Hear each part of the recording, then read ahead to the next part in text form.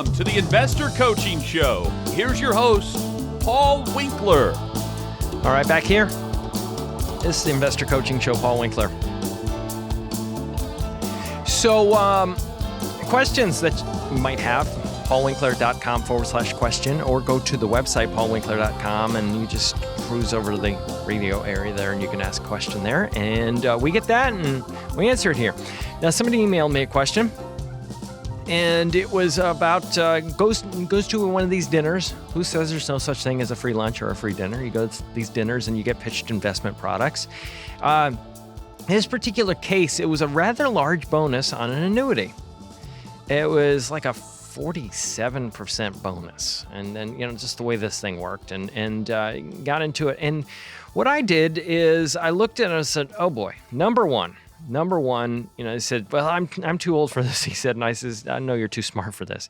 There's no such thing as a free lunch, is really what I tell people. If somebody's giving you some kind of a bonus, if they've got to give you a bonus to get you to put money with them, they've got to pay you to put money with them, there might be something that you need to be a little bit leery about. Let's just put it that way.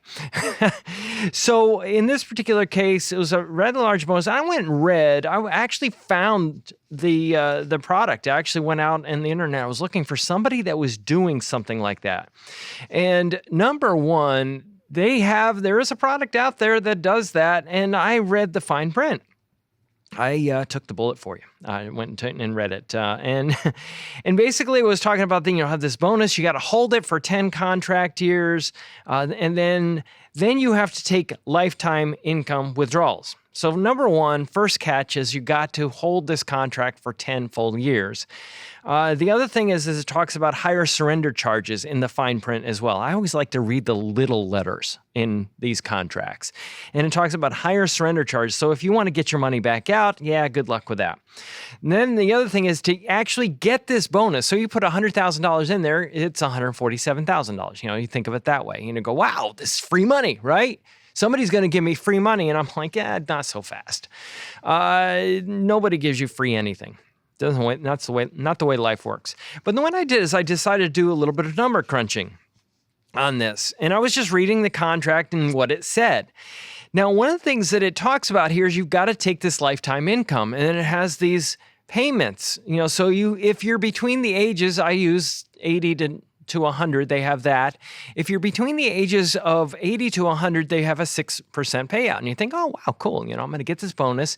And then hopefully that money will grow.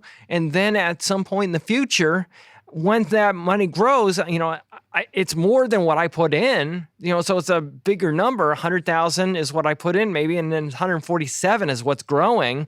And then later on, that's going to be a larger amount of money. And then they're going to give me a 6%. What's not to like about that, right? That sounds really, really good. Well, you actually have to be a little bit more suspicious and look at the math and see if that makes sense. So what I did is I said, well, what if we said, just to make the math easy for you, let's say that I started with $67,000. Okay, so I started with $67,000 and I put it in a regular annuity, just something that paid 4%. I'm just using that for both scenarios. I'm using a 4% return. How much would the $67,000 grow to? If you do the math, it's over a 10-year period. It grows to $100,000 at that rate. Okay, so, I end up having an ending number of $100,000. Well, what if I put it in this bonus annuity and they gave me a 47% bonus? My $67,000 jumps immediately $98,000. Well, that's nice. And then if it grows at that 4%, now it's $145,000 versus $100,000. So I look at that and go, whoa, wait a minute, that sounds pretty good, doesn't it?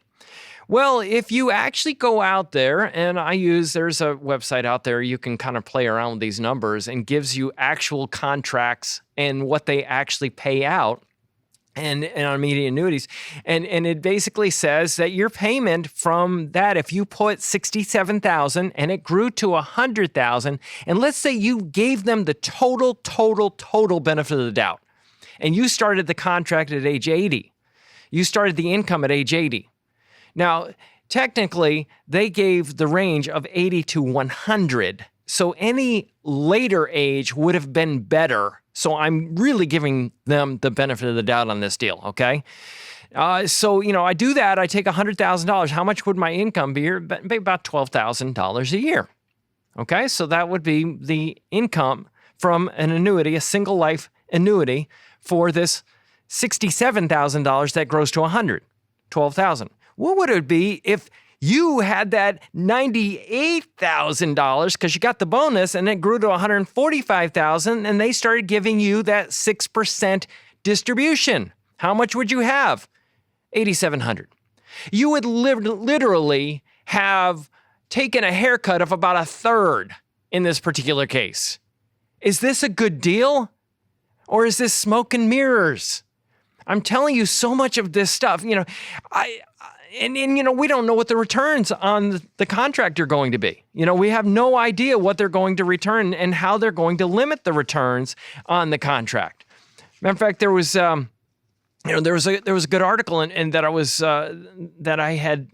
looking at a little bit earlier. I was just looking around and it was FINRA, Financial Industry Regulatory Authority. These are the regulators of these people.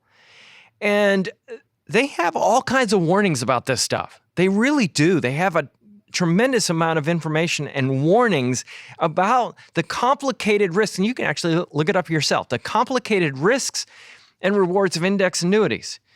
And they talk about, you have these indexes and they talk about how, you can have guaranteed rates of return as low as 1% to 3%. I used a higher rate of return, significantly higher in my calculation. And you can end up with only 87.5% on the premium paid, so, you can have that happen in participation rates of 75%. You're going to actually only get 75% of the returns. But I'm going to skip to one little thing here. Okay, so what's the catch? You need to ask that question when people are trying to sell you something that sounds too good to be true.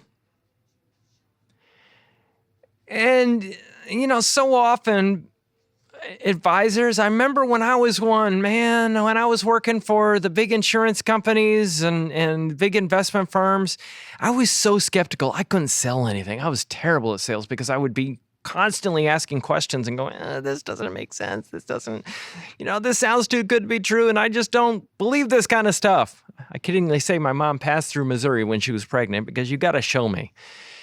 Well, FINRA, Financial Industry Regulatory, has an article and is called The Complicated Risks and Rewards of Index Annuities. And they were talking about, and that's basically what we're talking about. They get these bonuses on these things and it sounds really good. Well, he said they're complex financial instruments and retirement experts warn that such annuities include a number of features that may result in lower returns than the investor might expect. Go figure. So they said they may try to be tied, then they tie it to like the S&P 500 and the return on the products may be higher or lower than the guaranteed rate of return on conventional fixed annuities. So, you got a little bit of a wild card there. And it says the guaranteed return usually ranges from 1% to 3% or on at least 87.5% of the premium paid. The other thing they say in there, participation rates might be 75%, so you're only going to get 75% of the gains of the index. And then you have spread margins and those types of things. It says now it talks about interest caps. Now here's where I'm going to just hit a couple numbers. It says, meanwhile, essentially, this means that during bull markets, investors won't see their returns go sky high. That's what it says here. It says if the index rises 12%, but an investor's EIA, indexed annuity, has a cap of 7%, the return will be limited to 7%. Now, some people look at that and go, 12% is really good. Do you know that over the past 50 years, the S&P 500 has exceeded that, and many years exceeded that by a lot, 28 times. So you look at that and go, whoa, and now you don't even get dividends. That's another part of the return that goes away.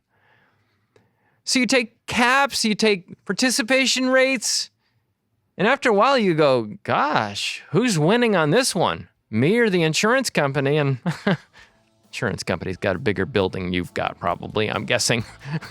Paul Winkler, Investor Coaching Show, paulwinkler.com. It pays to have somebody on your side, in my humble opinion, representing you rather than the investment companies. That's us, paulwinkler.com.